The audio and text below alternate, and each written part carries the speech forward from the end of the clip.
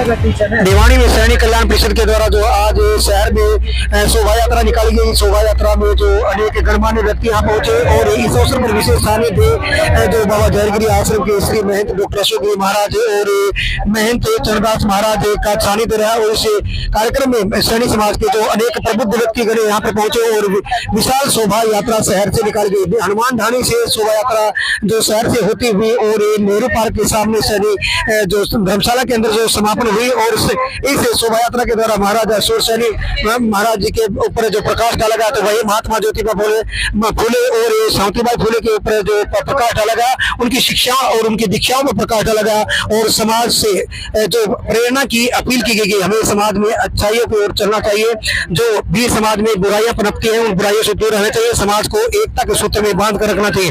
इस प्रकार का मैसेज जो आज दिया गया और इसी के चलते आज भिवानी में शोभा यात्रा जो निकाली गई। इस विशाल शोभा यात्रा में जो अनेक प्रकार की झांकियां हैं वो दर्शाई गई। Special reporter Ashok Bhardwaj, ABP news.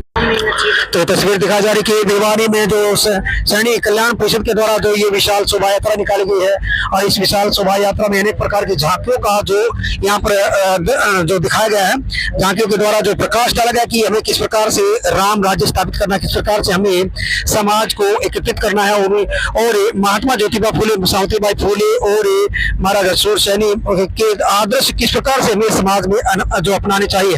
आज भिवानी में जो समाज एकजुटता में दिखाई दिया और गाजे बाजे के साथ ये विशाल शोभा यात्रा भिवानी शहर से निकाली गई और हनुमान ढाणी से चलकर यह शोभा यात्रा भिवानी शहर के अनेक जो चौराहों से होती हुई और भिवानी के हनुमान ढाणी से और नेहरू पार्क यहाँ जो पहुंची और समाज के अनेक प्रबुद्ध व्यक्तिगण यहाँ पर जो पहुंचे हैं। ये तस्वीर दिखा जा रही कि भिवानी के हनुमान ढाणी क्षेत्र से जो गाजे बाजे के साथ में सांस्कृतिक कार्यक्रमों के साथ जो ये शोभा यात्रा जो यहाँ से शुरू हुई है और श्री महंत डॉक्टर अशोक गिरी महाराज के द्वारा जो इस शोभा यात्रा को रवाना किया गया है। उन्होंने कहा कि इस प्रकार के आदर्श जरूरी है। अपना मार्ग नहीं कर पाएंगे, जिंदगी जीवन नहीं कर पाएंगे।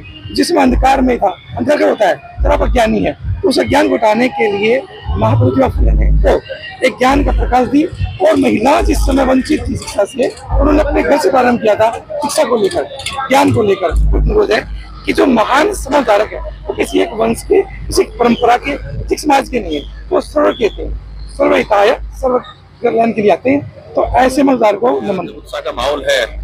महात्मा ज्योतिबा फूले जयंती जो 11 की रहेगी, उससे पहले हम सप्ताह भर से कार्यक्रम चला रहे हैं। आज शोभा यात्रा है क्योंकि समाज में कहीं न कहीं उन्होंने अच्छा काम किया। उस समय जब विपरीत परिस्थितियां थी तो सावित्रीबाई फूले और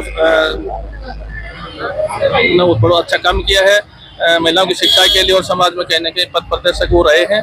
तो महात्मा ज्योतिबा फूले को लेकर के तो लोग अपना एक प्रयास कर रहे हैं ताकि लोगों में और समाज में अपने कहीं न कहीं समाज जागरूक हो, समाज उनके कहीं बताया शोभा यात्रा निकाली जा रही है और इस सैनिक कल्याण परिषद के प्रावधान में या उनके बैनर तले शोभा यात्रा निकाली जा रही है क्योंकि महात्मा ज्योतिबा फूले और माता सावित्रीबाई फूले ये समाज के लिए प्रथम टीचर थे जो अग्रसनी रहे। जयंती बनाई जा रही है, इसकी शोभा यात्रा कर रहे हैं सारा समाज मिलकर।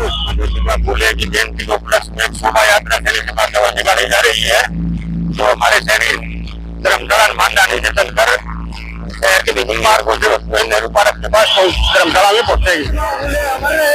और उनकी कितनी योजनाएं हैं समाज को प्रति देने के लिए जयंती निकाली गई है।